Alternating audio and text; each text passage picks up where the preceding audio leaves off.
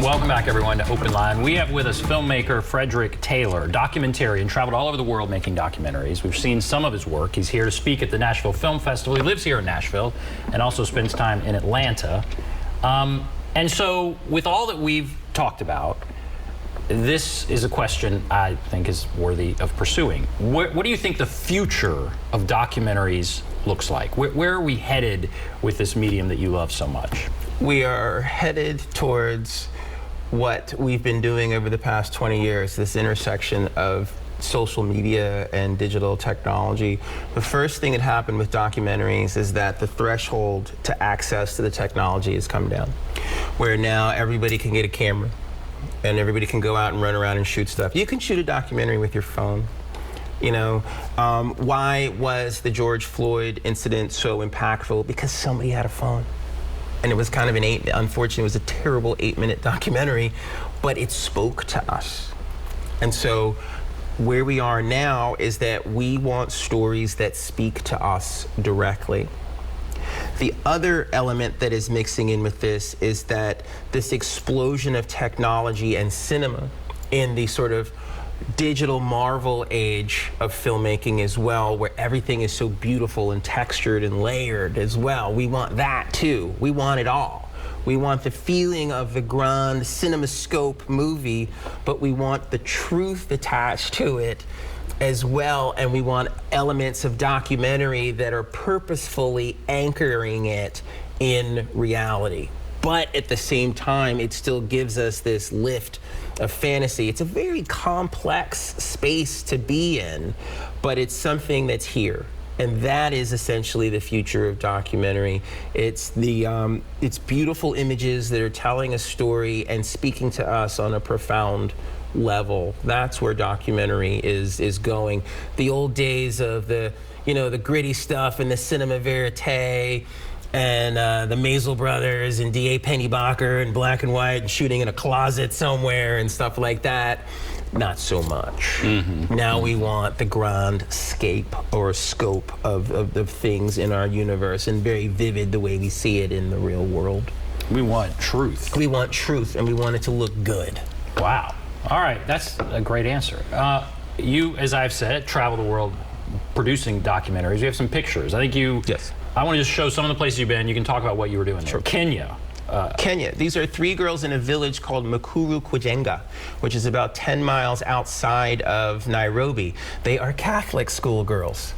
And anyone that has been or gone to a Catholic school totally sees that and knows those colors as well. It's very warm in East Africa as well, and they were all hanging out for an outdoor stage play. So those are 3 besties with their little sweater over top of their heads to keep the sun off.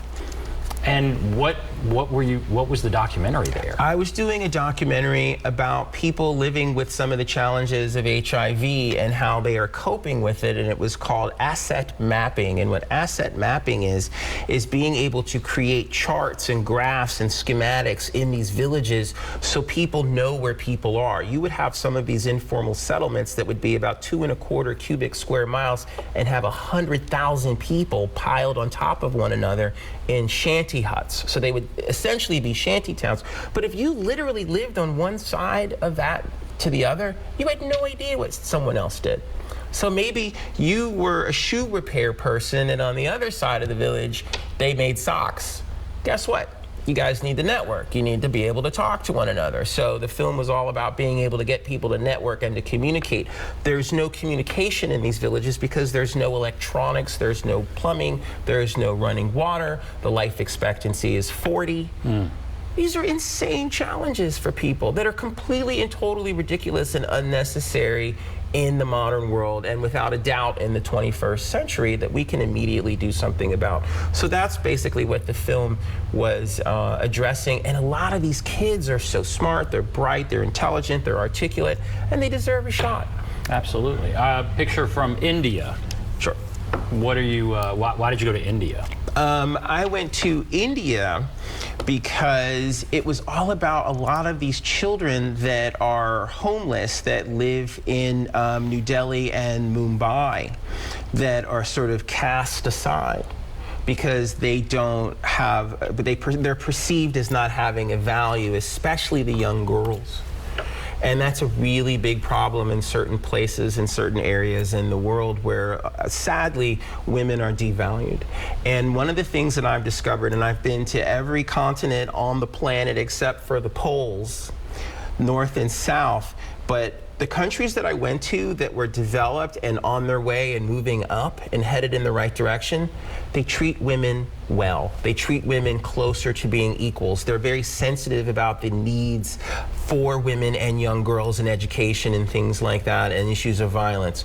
The countries that are going in the other direction, are going sideways, the women aren't being treated well.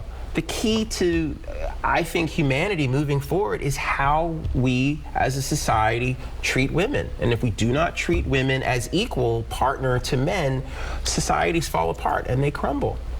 And that's a big part of what I was focusing on there. And it was a lot of these really interesting young people. And those two girls, with a group of their other friends, I stayed at the JW Marriott. And I felt so guilty staying at the JW Marriott. And these kids would wait for me every day because they knew I was coming out with my camera gear to go film. And they would follow me around all day long. And they had my number. So I'm buying them breakfast, lunch, dinner. I'm buying them candy. I'm doing whatever they want to make them happy. And they're hanging around me all day long because I was like the Pied Piper guy that's out there filming, and I'm buying everybody anything that they want. Are you there by yourself? Are you like a one-man show? I have a production company. It's called Tomorrow Pictures. You can go online and look at it at tomorrowpictures.com as well. I've got some really great people that work with me that believe in a lot of these same principles that we've been talking about this evening as well. All right, we'll take a break. We'll come back. Wrap everything up right after this.